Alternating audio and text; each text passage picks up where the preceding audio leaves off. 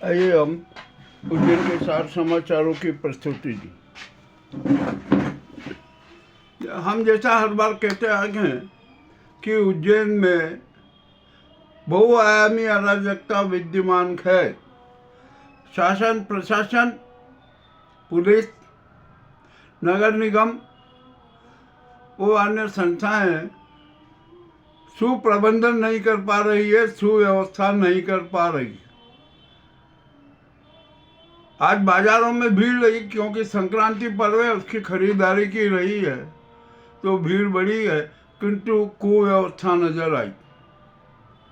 सड़कों पर जब जनता जो पैदल यात्री चले से सामान खरीदने वाले की जो भीड़ चल रही थी, तो ये वाहन स्वामी ने जितने भी है ना, अनेक वाहन स्वामी ने पैदल यात्रियों को टक्कर मार दी और टक्कर रखने के बाद भी वो रुके नहीं और वहां पर दूर से चिल्लाया गया कि क्या चलना याद नहीं है सड़कों पर।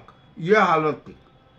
तो जब हमने सड़कों की हालत देखी ना, तो दुकानदारों के दोनों तरफ वाहन खड़े हुए थे, बीच में सेंट्रल पार्किंग थी और उसी बीच में दोनों तरफ से ऑटो रिक्शा, ई रिक्शा आ रहे थे। बीच में एक आध दो गाड़ियां भी फंस गई, जाम हो गया, पर कोई कुछ नहीं। कहीं पुलिस का एक व्यक्ति भी नजर नहीं आया कि कहीं सुव्यवस्था तो करे। जब वो कुछ 2-3 महिलाओं को जब वाहन स्वामी ने टक्कर मारे, उनको हड़का, उनको बड़ा कुछ बुरा कहा, तो वाहन स्वामी क्या बोलता है कि अरे तुम्हें चलना याद नहीं है, क्यों आ गई सड़कों पर? आना नहीं चाहिए तुम लोगों को, पैदल क्यों चलते हो? मामला बड़ा विचित्र लगा हुई। तो उसके साथ साथ दूसरे पैदल यात्री थे ना, वो कह रहे कि भैया जो तो ये वाहन स्वामी तो ये है ना, इनकी तो स्थिति बड़ी विचित्र है। ये मशीनी जानवर पर दिमागी रूप से बड़े विचित्र किस्म के जो जंतु नजर आ रहे हैं। इनकी आप बात छोड़ दीजिए, बात करना मुझे। किंतु जनता जो पैदल यात्री थे ना, उन्होंने पुलिस और प्रशासन को धिक्कारा। उन्होंने कहा कि ये हमारे यहाँ की ये प्रशासन है, पुलिस है, कुछ व्यवस्था नहीं कर पाती और नहीं कर पा रही है और ना कर पाएगी, ये भी तय है। चलिए, अब जो भी होना है ना, ये तो हो गया। महाकाल राजा के उन्होंने इतनी पोल बना दी है, इतनी पोल बना दी है कि हर पोल में न जाने कितने कितने घटनाएं होती रहती हैं और होती ही रहेगी, उनको कोई रोक भी नहीं सकेगा। चलिए, आज विश्व के विवेक सूर्य स्वामी विवेकानंद जी की जयंती मनाई गई। अनेक संस्थानों में कुछ कार्यक्रम हुए, पर जो मजेदारी की बात यह रहे कि वो सारे कार्यक्रम दिखावे लगे।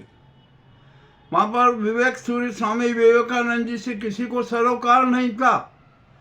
जो मैं भी 3-4 जगह गया और जो वहां पर मंच पे जो पर उपदेश कुशल बहु तेरे वाले चेहरे जो उद्बोधन दे रहे थे ना, मुझे हंसी आ रही थी।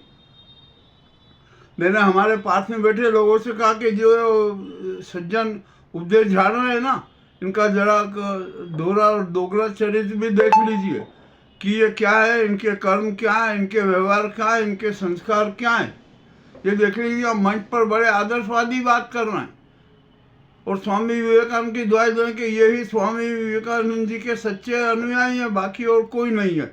बड़ी विचित्र स्थिति लगी। तो ऐसे 3-4 समारोह में मैं गया, वहाँ पर देखा कि यार क्या है, सब जगह वो की वही बात, दिखावे की बात, दोहरा और दोगला चरित्र। एक बहुत बड़ा योग का वो किया कर रहे, सामूहिक योग कर रहे हैं। अरे भैया, योग एक दिन का नाटक करते हो क्या? मैं तो कह रहा हूँ कि है ना, आप विवेक योग कीजिए, ज्ञान योग कीजिए, रोजाना कीजिए, दिन में 2 बार 3 बार कीजिए, जीवन सुधर जाएगा, जीवन सफल हो जाएगा। ये दिखावे का योग मत कीजिए, नाटक मत कीजिए। मामला बड़ा विचित्र। हमने देखा वहाँ पर कि कैसी राजनीति हो रही है। कुछ जो आयोजक थे, जब हमने उनकी बातें सुनी तो हमें बड़ा वो लगा। अरे, हमने कहा यार ठीक है, जो होना हो गया ना, अब चलने दो, अच्छा है, अपना तो काम हो गया ना। उनका ये था कि अपना तो काम हो गया ना। मैंने कहा भैया ये अपना तो काम कौन सा योग है यार, ये कोई विशेष योग वाला है क्या? मामला बड़ा विचित्र है, जो भी है सब कुछ हो रहा है। अब छोटी छोटी बातों में परिवार आपस में लड़ते हैं। आज भी एक पवासा राजगिरी शेख में खून खच्चर हुआ, बड़ी विचित्र स्थिति लगी। मामला तो क्या है, अब क्या कहे, किससे क्या कहे? किसी को शिव संस्कार से सरोकार नहीं, सुव्यवस्था से सरोकार नहीं, सुज्ञान से सरोकार नहीं, सुधन से सरोकार नहीं। बस दिखावे का धन, दिखावे का दान करते रहो और अपनी छवि चमकाते रहो। यह स्थिति बन रही। मामला और भी आगे बढ़ा जब हमने कुछ यहाँ साधु संतों को सुना और कुछ जो मकर संक्रांति पर दान दया का कुछ नाटक करने वाले थे ना, उनसे भी चर्चा हुई। अरे उन्होंने कहा यार एक दिन तो थोड़ा सा कुछ कर देंगे ना तो कम से कम पापों से तो मुक्ति हो जाएगी। भैया ये दिखावे के धन और दिखावे के दान से पापों से मुक्ति नहीं होती। बहुत स्पष्ट बात थी। ये कट्टर दिखावे वाले अगर धार्मिक मत बनो, आप तो कट्टर आध्यात्मिक बन जाओ, कट्टर राष्ट्रवादी बन जाओ, कट्टर सेवाभावी बन जाओ, कट्टर त्यागी बन जाओ, परंतु कोई नहीं बनना चाहता। जब कुछ लोगों से जब हमने ये बात कही ना तो कहेंगे अरे मूर्खता की बातें मत करो, ये हो गए आपके ज़माने की बातें, अब यह हमारे ज़माने की बात नहीं है। हमें तो मूर्ख बनाना है और हम वो मूर्ख बना रहे हैं, लोगों को बनाते रहेंगे। हम भी मौन हो गए कि भैया हमारे अब ये मूर्ख बनाओ संस्कृति स्थापित की जा रही है, तो हम इसमें कोई क्या करें। अब कल